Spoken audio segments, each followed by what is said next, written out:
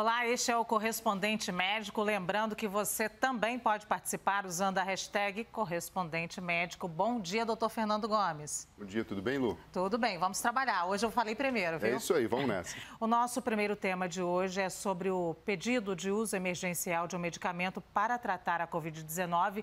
É um coquetel de anticorpos desenvolvido por uma empresa dos Estados Unidos. Agora, a Anvisa vai analisar os documentos necessários para a aprovação.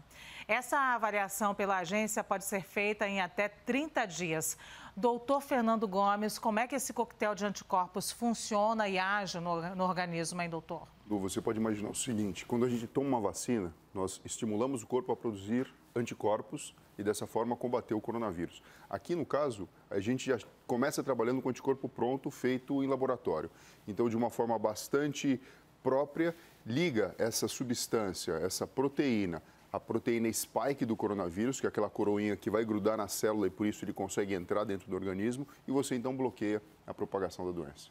Agora, esse medicamento foi aprovado nos Estados Unidos, a gente já tem notícias dos resultados por lá? A gente sabe o seguinte, existem dados mostrando que pessoas que fizeram uso de anticorpos monoclonais tiveram uma redução na taxa de internação, evoluindo menos para casos graves. Então, alguma coisa na casa de quem usou, cerca de 3%, quando você compara com pessoas que não usaram, cerca de 10%. Vamos então para o nosso segundo tema. A gente segue falando do desenvolvimento de tratamentos contra a doença, porque é um tema muito bem-vindo nesse momento. E um estudo divulgado numa revista científica da Inglaterra mostra que um tratamento com plasma de pessoas que tiveram Covid-19 tem sido eficiente para impedir casos graves da doença. A pesquisa foi feita com 160 pessoas com mais de 60 anos. Entre os pacientes que receberam esse plasma, 84% tiveram quadros mais leves. Já entre quem tomou placebo, esse índice caiu para 69%. Doutor, primeira pergunta, o que seria esse plasma então, né? Você imagina o seguinte, a pessoa teve o coronavírus e o organismo dela naturalmente já desenvolveu defesas que foram, então, principalmente elencadas como anticorpos. Passou um tempo, essa pessoa ela já está enriquecida com essa defesa natural, ela faz a doação como se fosse uma doação de sangue, só que é extraído plasma, ou seja, as células, e aqui eu me refiro às plaquetas, hemácias, leucócitos, são deixadas de lado, e nesse plasma que contém anticorpos, ou seja, a própria defesa contra o coronavírus, é então oferecido para uma outra pessoa.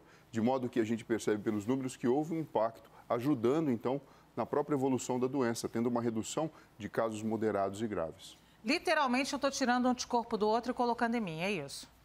Em outras palavras, é isso. No tema anterior, a gente falou de anticorpo feito em laboratório e aqui você está falando o seguinte, a pessoa teve coronavírus, ela já está protegida e ela está ajudando outras pessoas com esse mecanismo natural que o próprio corpo dela desenvolveu. E como é que é feita a transfusão desse plasma? Qualquer pessoa pode doar, então? O processo de doação, Lu, é semelhante à doação de sangue. Então, você imagina, a pessoa precisa ter bom estado de saúde, ter mais de 50 quilos, está ali entre 16 e 69 anos de idade, faz essa doação, esse plasma é processado, obviamente com todo o rigor que existe de higiene, todo o rigor sanitário, para não se transmitir nenhuma outra doença, e então isso é oferecido para o paciente em tratamento, auxiliando de uma forma biologicamente natural o combate à infecção.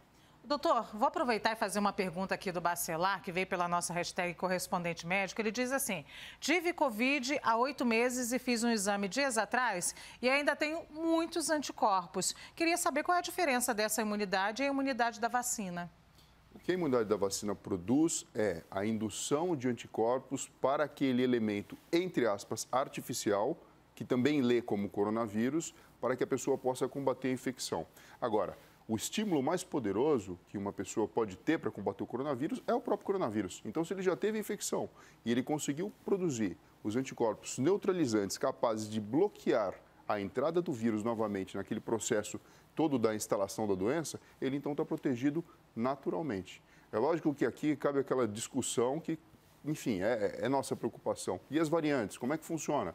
Você teve infecção por uma determinada cepa do coronavírus, será que você vai estar 100% protegido às outras, às demais? Tudo isso a gente está construindo conhecimento agora e, obviamente, né, a observação progressiva vai fazer com que a gente tenha essas respostas de uma forma mais pertinente. E cada avanço nessas pesquisas a gente costuma trazer aqui, tanto no quadro Correspondente Médico quanto na programação da CNN, a gente vem trazendo todos os avanços nessa observação que o senhor já fez agora.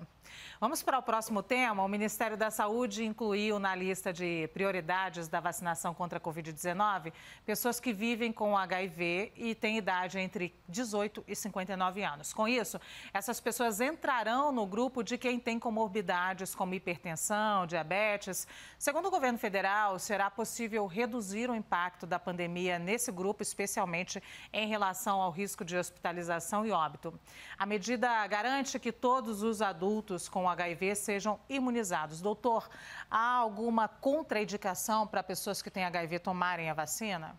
Não há contraindicação e, na verdade, a forma de pensar vou oferecer para esse grupo que existe, obviamente, uma fragilidade, caso exista uma descompensação de manifestar uma fraqueza no sistema imunológico, o recurso terapêutico preventivo, profilático que a vacina pode nos oferecer. De que modo? Estimulando o seu próprio corpo a produzir anticorpos para combater o coronavírus caso venham a contrair o vírus. E o mesmo vale para outros grupos, outras pessoas que têm comorbidades, outras comorbidades? Sim, quando a gente pega as principais, com destaque aí a questão do diabetes, às vezes hipertensão e outras doenças como renais crônicos e diálise, sim, porque acabam, na verdade, necessitando de um apoio a mais para evitar que porque a doença crônica funciona assim, você mantém o paciente em equilíbrio, ele tem qualidade de vida.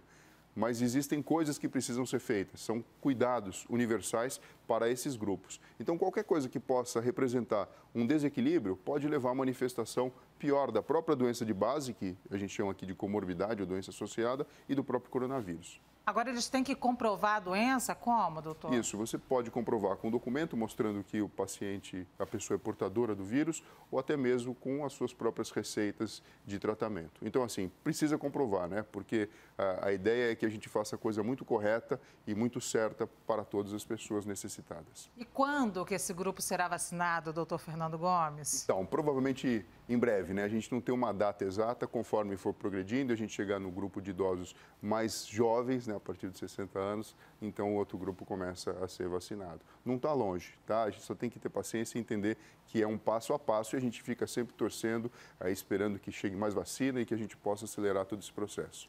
E antes de encerrar o quadro, olha, doutor, esse vídeo feito num hospital de São Paulo, que repercutiu bastante nas redes sociais nos últimos dias. Essa pessoa que aparece no vídeo é a médica Bruna Fular, cantando e tocando violão para os pacientes internados com Covid-19. A Bruna faz residência no hospital e falou um pouquinho dessa iniciativa dela. Vamos ouvir.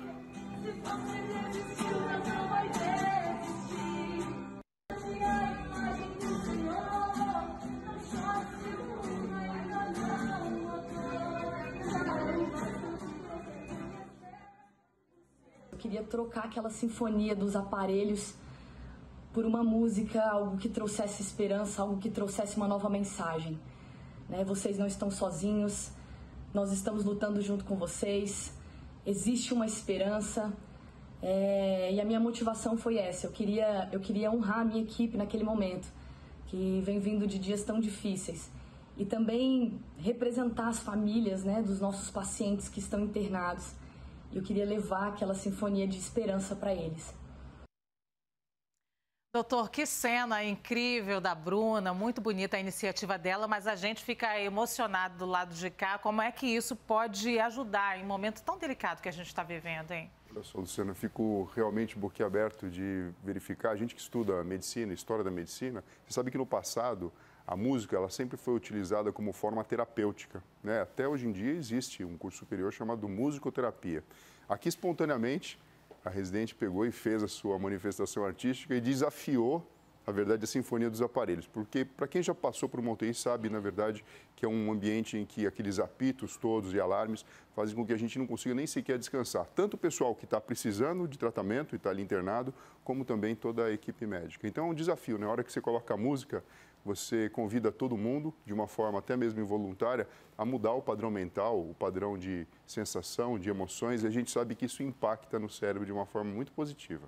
Agora, doutor, pode ser angustiante essa sinfonia dos aparelhos? A gente pode ficar com trauma depois desse barulho? Olha, eu vou te falar a verdade, sim, e o que a gente percebe é que muitas pessoas entram num quadro que a gente chama de delírio, que, por sorte, ele é reversível, mas o ciclo vigília-sono, e a gente sabe que ele é muito importante para a manutenção da nossa saúde, ou seja, eu tenho um período do dia que eu fico acordado e eu tenho hormônios que são liberados, cada um na sua dose, concentração no decorrer do dia, e eu tenho um período da noite onde eu preciso ciclar o meu sono, ele fica comprometido, porque a todo momento você não consegue repousar, e isso faz com que você, lógico, estando de olho ali no funcionamento do seu aparelho cardiovascular e outros problemas sejam evitados e você não morra, mas, por outro lado, isso provoca um prejuízo. E você pode imaginar que existe a instalação de um quadro de estresse crônico, porque se o seu corpo não repousa, se o seu corpo não entra dentro do ciclo natural, você acaba tendo uma liberação muito maior de cortisol, o que pode predispor à infecção, à baixa imunidade e até mesmo a manifestações clínicas como de ansiedade e depressão.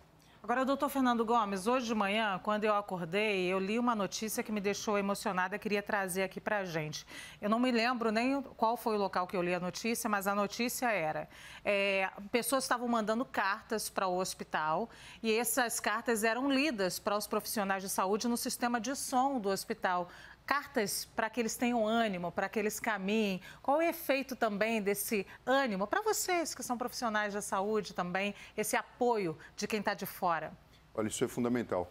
A gente sabe que muitas vezes a gente pensa que o reconhecimento que a gente tem do nosso trabalho é por conta do retorno financeiro ou até mesmo por conta de uma premiação acadêmica. Mas na verdade não é, né? O nosso verdadeiro patrão para todo mundo que trabalha na área da saúde é cada paciente, é cada pessoa. Então, quando você tem um retorno positivo, um feedback positivo, isso, enfim, impacta na autoestima do profissional. Às vezes falta aquele gás adicional, sabe, para você seguir em frente e aquela mensagem vem como uma luva ajudando. Então, assim, funciona, sabe, positivamente. Você estimula o seu cérebro de uma forma diferente quando você está aberto para receber tanto crítica, né, como elogio, para que a gente possa trabalhar em consonância com a necessidade do momento. Ou seja, com mais energia, com mais disposição, com vontade de levar saúde para quem precisa e, sobretudo, né, protegendo a saúde de todas as pessoas. O doutor está quase emocionado e está me emocionando aqui também. Doutor, vocês lembram das histórias mais difíceis e dessas superações dos pacientes, apesar de serem muitas? A gente lembra. Tem casos que realmente tocam o nosso coração e mostram que, assim, existe uma força maior do que simplesmente o conhecimento técnico da medicina, né? Então, a gente acaba trabalhando em comunhão, com uma energia criativa maior, isso faz com que o desfecho seja melhor. Muitas vezes você não consegue extirpar uma doença ou realmente esticar uma vida mais do que ela deveria ser, mas você percebe que tudo que tem significado transforma a família, transforma o paciente e transforma também toda a equipe médica hospitalar envolvida no processo. E isso acaba sendo o grande barato da medicina, né? Uma lição empática, uma lição de trabalho pelo próximo, muitas vezes não levando em consideração a sua própria saúde, as suas próprias necessidades, para o bem do próximo, para o bem da sociedade, para o bem da humanidade. Bom, e é com essa mensagem de ânimo que a gente encerra, então, o quadro hoje, correspondente médico com a participação do doutor Fernando Gomes.